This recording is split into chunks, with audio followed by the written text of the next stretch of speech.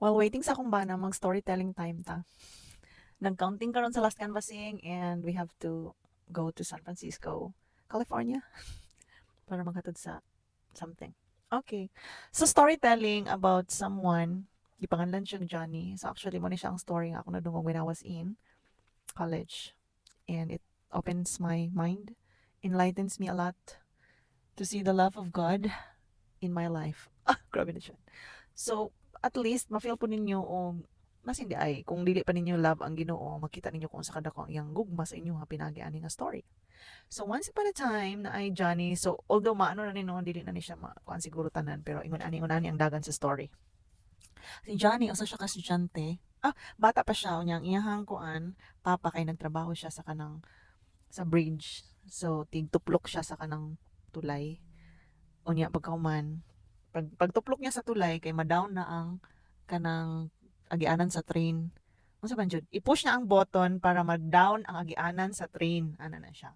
So nasa na assignment, ingon ang teacher, ingon ko. Okay class, inyuhang interviewon ang inyuhang parents o inyuhang i-record ang ilahang trabaho. Unsa ilang trabaho, asa sila nagtrabaho, all about their jobs. And mas maayo kung mag-observe mo sa inyong papa so mo dito sa iyang trabahoan. So one day naguban si Johnny sa iyang parent, sa iyang papa. So niadto siya dito dayon.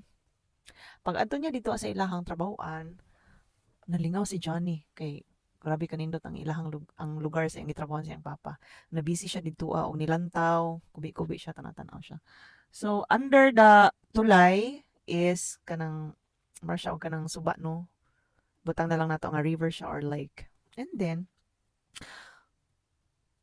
or dagat, na dagat. Nya nalingaw og may si Johnny dito. Tapos sige siya og sa tulay sige siya og kanang kampot basta tubig. Pisik-pisik siya ang kamot. Kay dugay man kayo ang train so na board siya no. Sige siya lakaw-lakaw dito. Dayon, niabot ng train.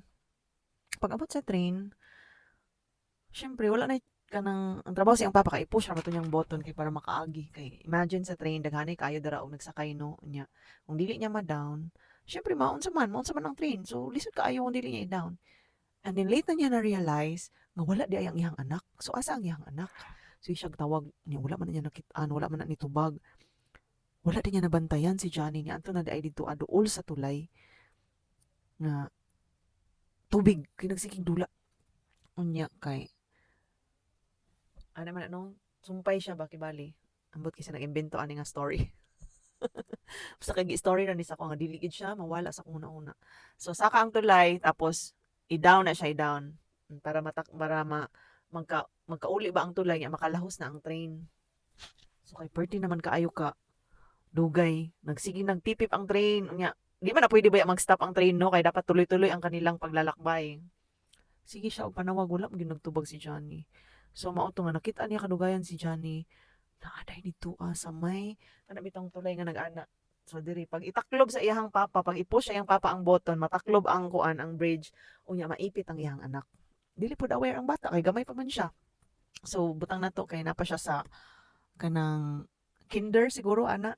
So well dili niya makita nang seryoso ba ako ha. So, katawunon lang ko kay wa ko kakuan basta kay mo na siya.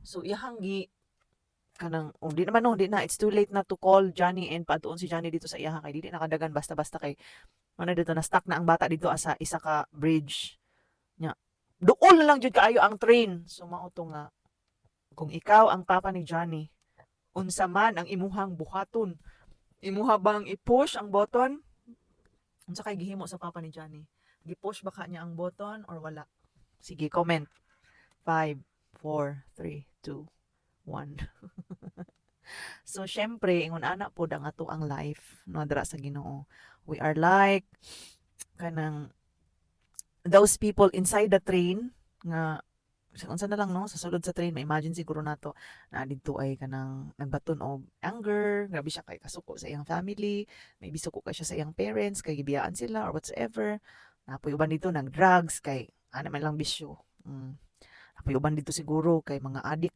sila unsa pa ilang mga addictions na uban dito ang kanang kuan lang ilahang life pero naa sila yung mga gipaghambin ng mga problema, mga bugat, suicidal sila, nagnauna na sila nga maginani sila. Or na pwede ko ito, happy lang sila, ana, wala sila pakialam. klase-klase nga mga tao. Unya ang katong si Johnny, mo to siya si Jesus. Yang papa si God, no? And yang sacrifice ang yang anak para sa toa, yang one and only son, yang begotten son, si Jesus Christ. For God so loved the world that He gave His only begotten Son, that whosoever believeth on Him should not perish but have everlasting life. Para ikaw ug ako, kung atong dawaton si Jesus sa ato ang life, nga tay access mo na every time we pray, na ay answer sa atong prayer. Na natay connection sa Ginoo. Na natay access kung unsa ang mamana, no, mahimo tang tagapagmana, ear. Gisacrifice ni God ang iyang son para sa iyang dako nga gugma, yang gilay down ang iyang life, no, para sa ato. So napa ba tayo rason nga mo dili ta mo love back sa Ginoo? Maybe we are so busy in this life kanang I don't know sa atong gikabisihan, trabaho, dili balanse ang atong kinabuhi no wala. Dili importante wala ko nang gisgot diri og kanang religious. Kay lahi ang religious pag mayon ta og religious ka nga tao, always in the ministry ka, gasimba ka permi, o nakakasakuan, nag-serve ka, siguro proud ka ikaana, but wala kay time ang gipangayo sa Ginoo kay from time to time, any time of the day, ato siyang sampiton, ato siyang pasalamatan, ato siyang tawgon, apilo nato siya sa ato ang mga decisions every day. Kay more na siya og best friend, nga ato siyang tawagon, available siya na siya per me. Dili lang kay kana lang panahon nga nakakadina sa simbahan, nang makita imong mga activity pero na kay tinaguan, na kay mga silent, na kay mga secrets, na kay mga tinaguan sa tago nga ikaw lang ug ang Ginoo ang nakabalo. We are called to be godly nga mga tao, dili religious. So I hope nga natin nakuha sa story ni Johnny, nga si Johnny, siya si Jesus, and He loves us so, so, so, so much. And wala siya nagbuot sa ato, kay gitagaan man niya og freedom to choose, natay free will, kung higugmaon pa ba nato siya o dili, we will accept His love or not, it's up to us. But gusto ang Ginoo nga kita tanan makabaton ta og kalinaw, kalipay, kagawasan. Actually, dili na to na siya makuha sa gawas.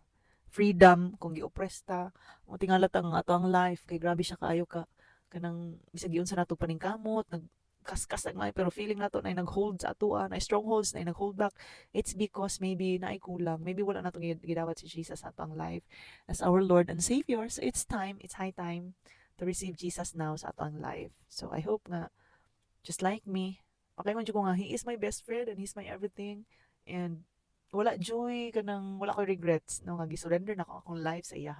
Dili man ko ninyo makitaan physically nagasimba karon because online, nag-appeal ko sa Zoom sa 5F family, sa small group, no, under sa Philippines na siya nga kuan. But I am so glad and I'm so blessed and I'm so happy being in the Lord. I hope nga the same inyo ang ma-feel. Morto, mag-picture ko sa gawas kay nice kay ang sunset. Bye.